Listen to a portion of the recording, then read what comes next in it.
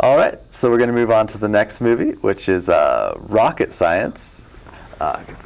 This is a movie directed by Jeffrey Blitz. So this is a movie.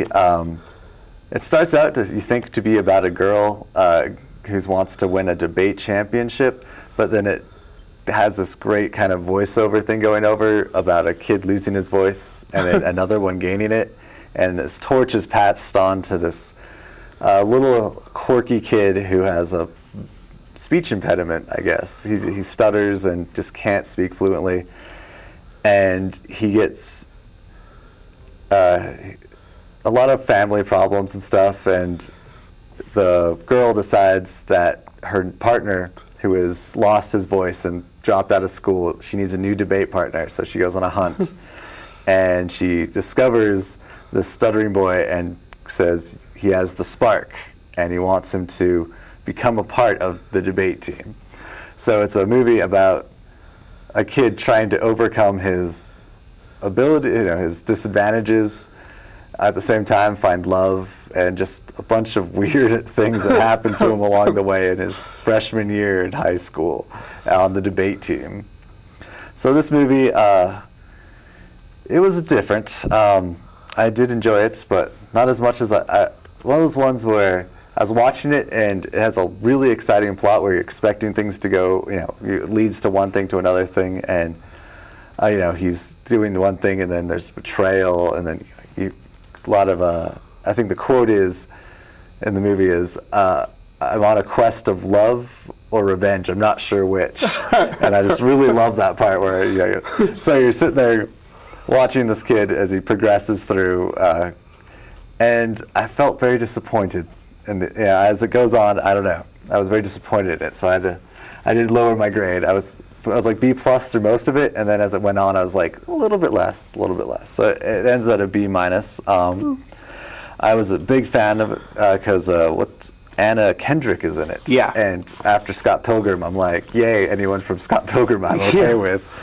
Well, and Up in the Air, I mean, she was nominated for Best Supporting Actress in that. So she's doing pretty good for herself, but I really liked her. And actually, the first 5 minutes of the movie are like my favorite, because in the beginning it's her and this guy, and they're debating like ridiculously well, and and there's this cool speak a mile a minute, kind of artsy voiceover going on, and I was expecting the movie to be a lot more about that kind of thing, and I was really excited for the movie, and then all of a sudden it goes to the little kid, and I'm like, oh, all right, well, I'm okay with it, but we can move on. But I still thought it had good flow and really enjoyable movie definitely for a high school movie. Also, all these kids are like in another school movie, Assassination of a High School President, like the brother and the little kid, and some of the others are all in this other school movie that is also really good. Oh, so cool.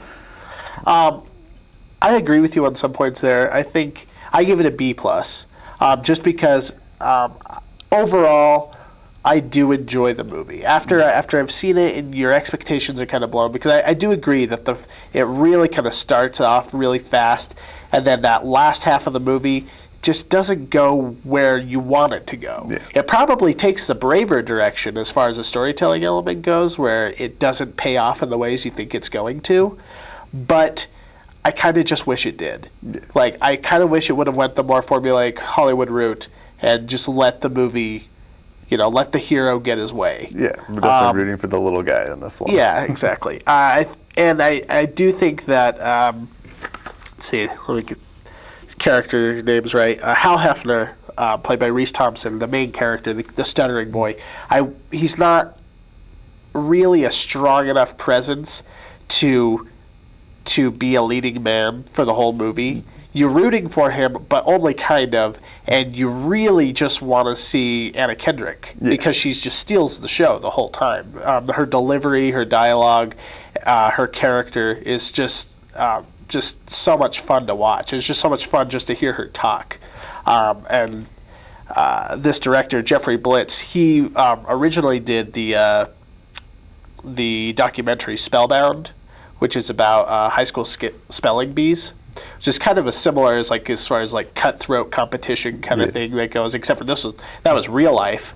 And I almost suggested that for this program today, this back to school thing. But yeah, I think Rocket Science is kind of a fun little indie, like, you know, Sundancey sort of gem that maybe some people haven't heard. And if you're really into Anna Kendrick now because of Up in the Air, because of Scott Pilgrim, and who knows where she's going to go from here, definitely one worth checking out, at least for her performance. Oh yeah, definitely. Very strong, couple strong characters in it that are just fun. Yeah. And a lot of appearances from just like, I think one of my favorites is the brother. I have one huge issue with him.